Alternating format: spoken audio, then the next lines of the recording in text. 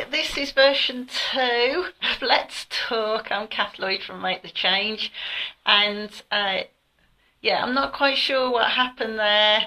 I think some updates have been doing earlier before I actually started doing the live session, and for some reason Facebook decided to let me know and turn the live video off. Okay, so let's start again then. So sorry about that. Okay, so let's talk laws of attraction. And this is the 5th strategy in my book, When Dad Became Joan, Life with My Transgender Father. And, before we've talked about, the importance of values, we've talked about putting your hand on your heart, about managing your self-belief system, about stop playing the victim.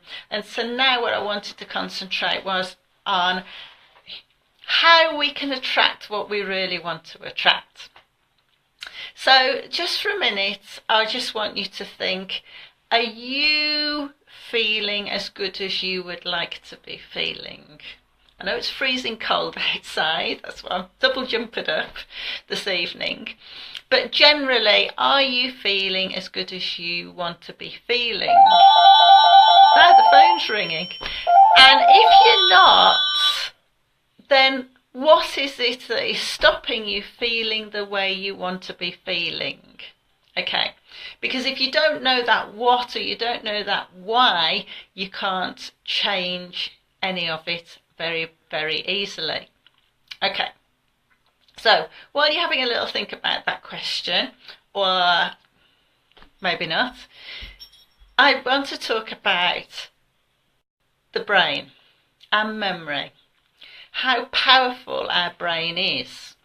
And if you think about it, we can play huge tricks with our brain without us even realizing it.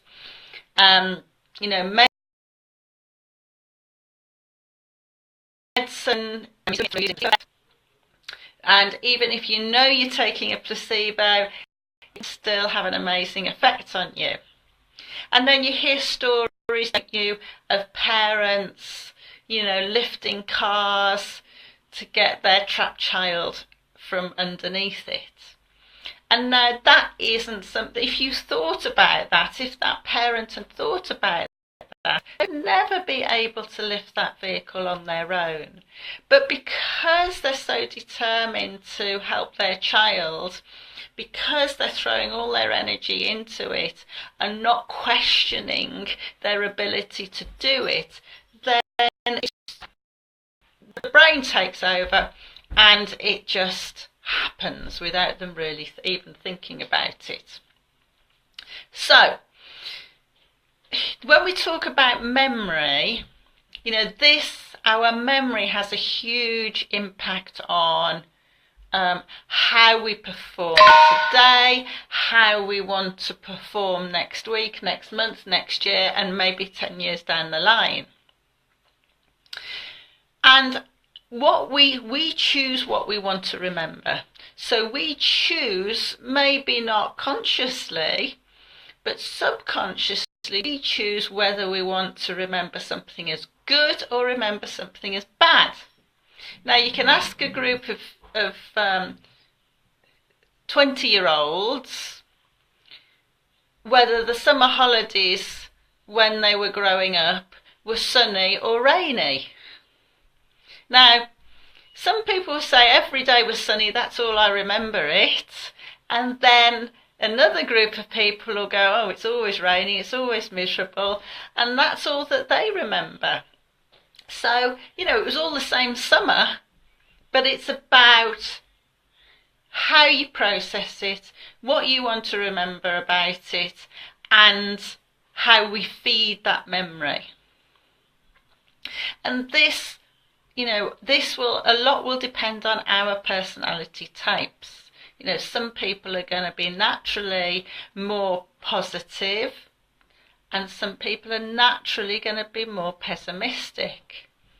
And unfortunately, whether we're positive or pessimistic is going to have an effect on how we remember things and how we feed those memories that will then have an outcome later on in our life.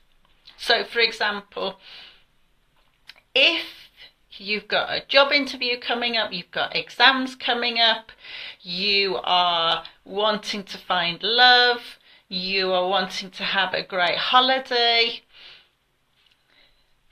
the memory of past interviews, past exam results, past relationships, past holidays will automatically have an effect on the next one that you are going to do. Unless you intercept that memory and you start changing it. Because our memories and our thought processes have given us a habit, a thinking and processing habit, which we automatically run. Okay, it's rather like, running or having a video on a cycle.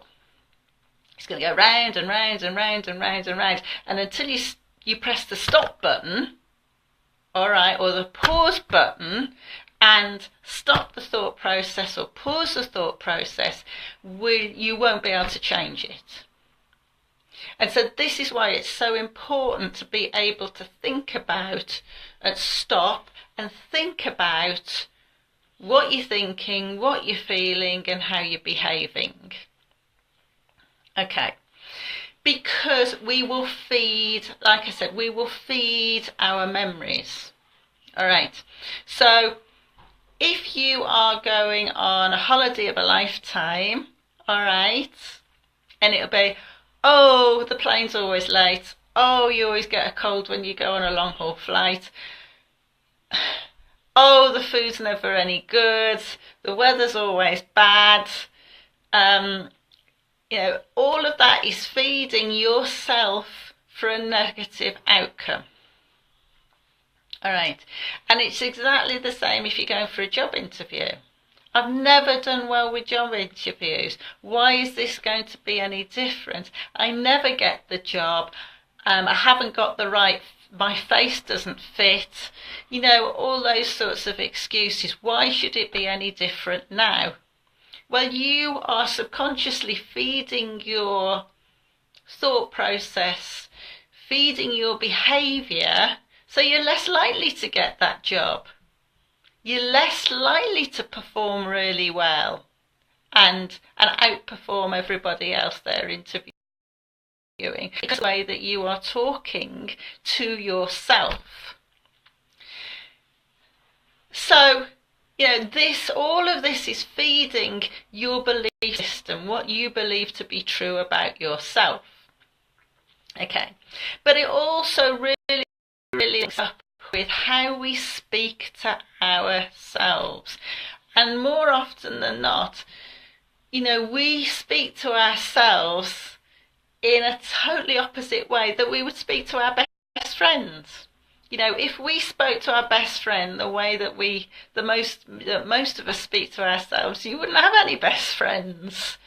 So, why do we speak to ourselves that we don't like? And so of course you're going to have these negative feelings and emotions and behaviours because of the negative inputs that you are feeding to yourself. So when we're talking about self-talk and we're talking about using the right language to get the right behaviour, or not necessarily the right behaviour, but the behaviour that you want to get the outcome that you want, all right, we talk about language. Well, language isn't just about the words that we speak. It's also about the tonality and the body language, which makes up the whole package. Okay, and then when you look at, communication, because that's what we're talking about here, communication with ourselves. When you look at the research, we only listen to 13% of the actual words that we're talking or speaking or saying to ourselves. Okay. The rest of that 100% comes in tonality, which is 38%, and body language, which is 55%. So when you look at that pie chart, hi Ian, lovely to see you here. Don't worry about being late because I had a bit of a malfunction on the phone and Facebook decided to update and then cut me off, so I started again. But lovely to see you here. So when we talk about the whole communication package, we're not just looking at the self-talk, we're looking at the tonality and the body language as well. And this is, how we read other people. If you think about the great actors that we see, John Wayne, he only ever played John Wayne. So when he played a different character, you knew it was John Wayne because he was just acting the same way. But when you think about actors like Leonardo DiCaprio or Meryl Streep, they are so convincing because they are changing the whole package. They're not just changing the words, they're changing the body language and they are changing the tonality so that you are convinced that they are playing a totally different person. Okay, and this is what we have to do with ourselves as well. And, at first you might think, well, I'm just faking it. It's not the real me. But actually, why not fake it till you believe it? Because eventually, it will change your habits. It will change your thought processes. And so, acting up or acting out to the way you want to be feeling, the way you want to be thinking, the way you want to be behaving is going to work. I'm a big Strictly fan.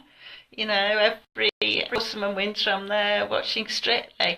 And that is what the judges talk about. You've got to act the part. Not just dance it, you've got to act the part. And that's the same with us as well, to be able to achieve what we want to achieve.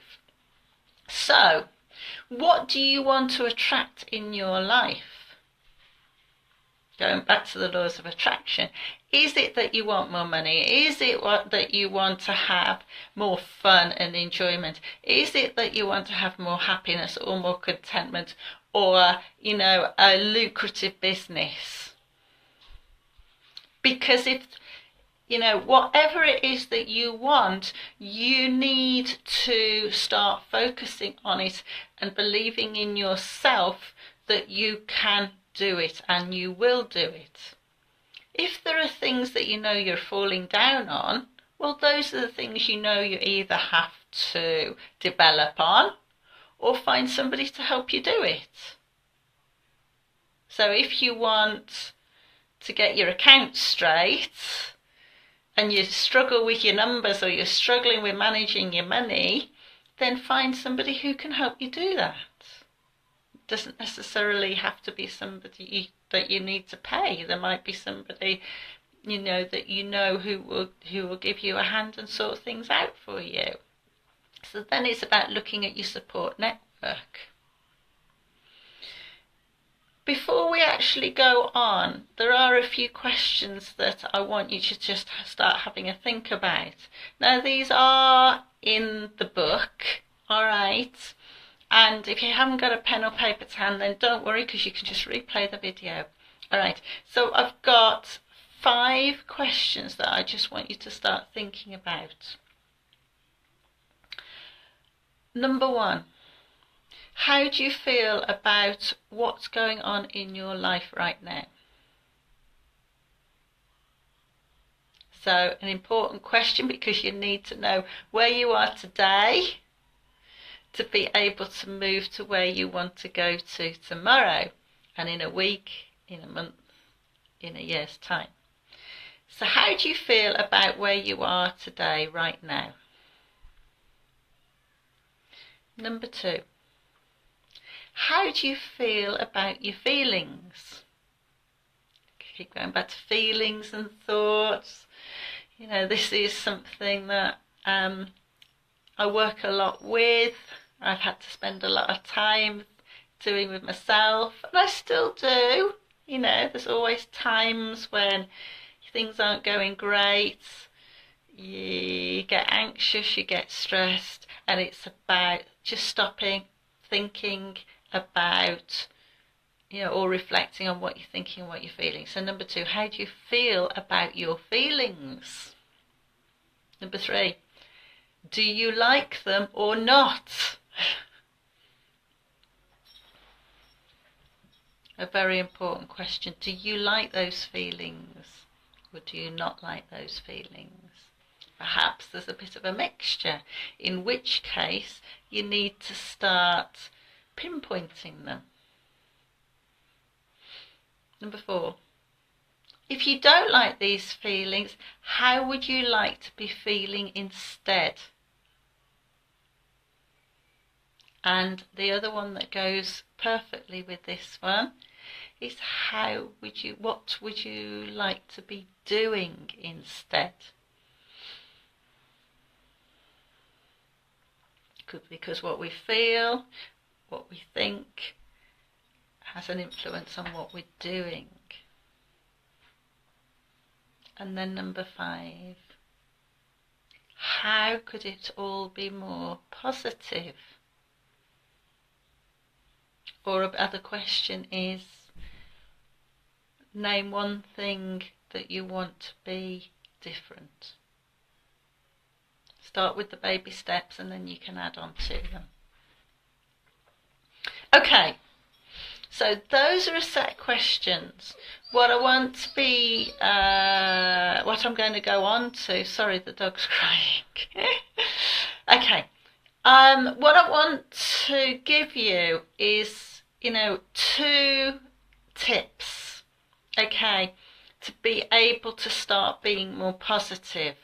All right, now these are things that I do on a very regular basis, okay, and I do them because they work, and I continue to do them to keep me on my balance, all right, and because I know they work, this is why I like to pass the knowledge on, so that everybody else can, you know, feel better about themselves, understand themselves better, and be able to move on from where they are today.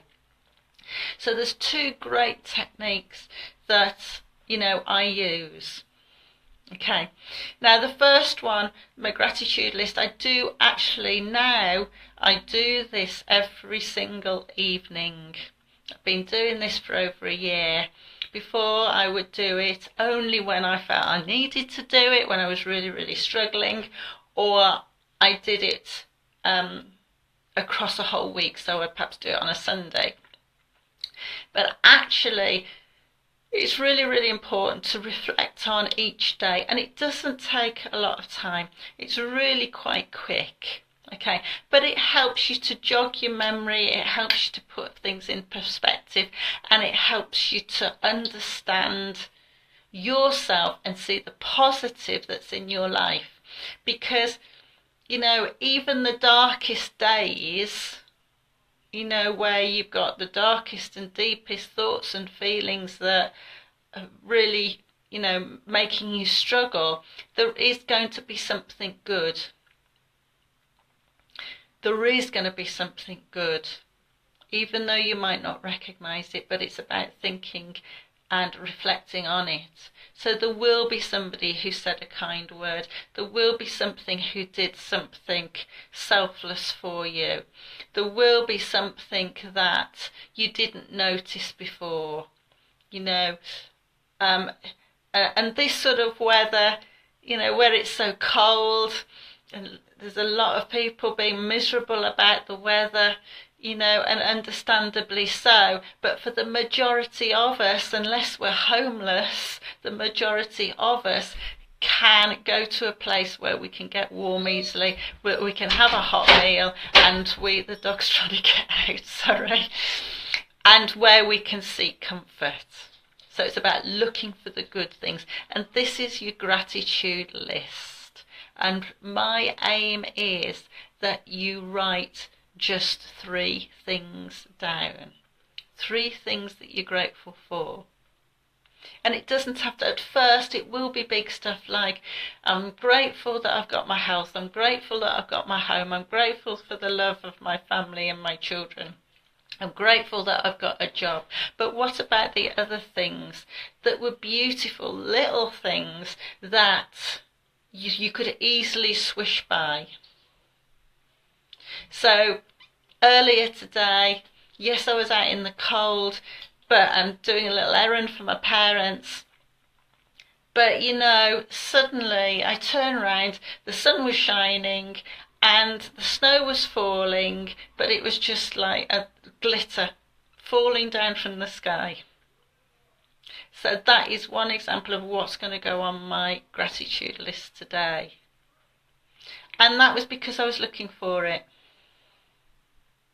And this is the key, is look for things to help feed the positive side so that you can encourage that new habit and attract more of the good, because this is what we're trying to change here. The more you notice the happy stuff, the lucrative stuff, the fulfillment, the love, the progression in your business or in your education, the more you're going to see it. So it's about taking notes. And this is the law of attraction. So when you speak to people who are really quite negative and, oh, this is awful, oh, it's freezing cold outside, oh, I'm never going to get warm, oh, my job's awful.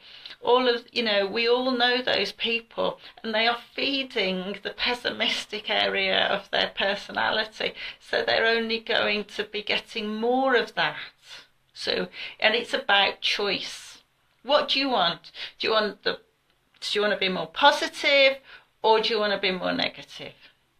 It's your choice, either way. The only thing that's going to be different is if you are naturally more positive, it's going to be a little easier for you than if you are naturally more pessimistic.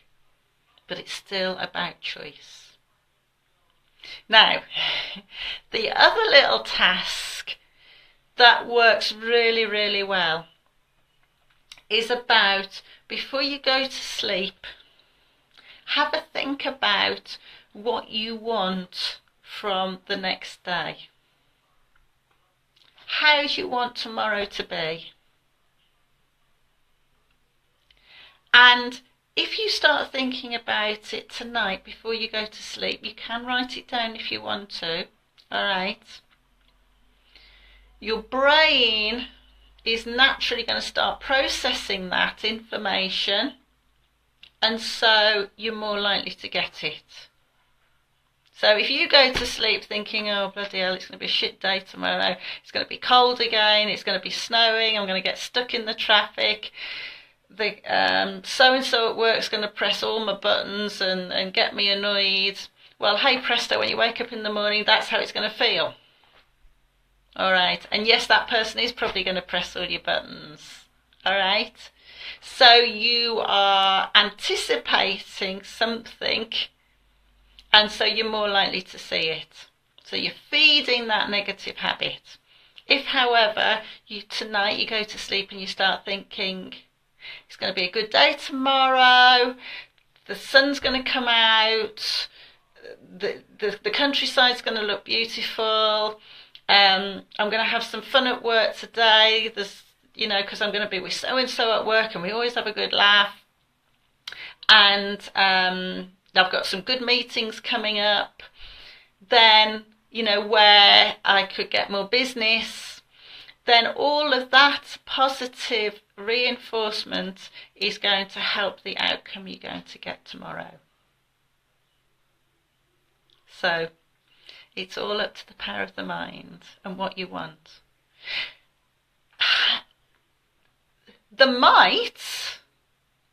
You might catch yourself being negative. And that's okay. Yeah, because something will happen that is negative. But what you want to do is stop that thought process of, oh, I knew it was going to be a bad day. All that memory stuff or all that positive thought process stuff is all a load of rubbish. Well, if you suddenly notice that you're going into your negative frame of mind, then stop. Stop yourself and say, hang on a minute, this isn't what I want out of today. I want to be happier. I want to have that laugh. I want to have a good business meeting where it's going to work out positive and there's going to be a good outcome. And it's about just spending a few minutes stopping, refocusing, all right, putting a new video in the video recorder so that you get a different outcome than what your habit is trying to force you into. Because this is what it's all about. It's about habit, and it's about changing your habit. And it's just like, stopping eating chocolate or, exercising more. It's all habit, just a slightly different form of habit. So, there's some questions for you. There's a couple of exercises for you to do tonight. And it would be great to hear how you're getting on with any of those. So next week, I'm going to be talking about acceptance. Okay, I love this section. Mind you, I think I've said that every week, haven't I? So this is the 6th strategy out of my book, When Dad Became Joan. And it's all about acceptance. So I am going to love you and leave you. I am to get on with your questions, to get on with your little exercises. But have a lovely evening, keep warm, keep safe, and I will speak to you 8 o'clock here live on Facebook next Wednesday. Good night.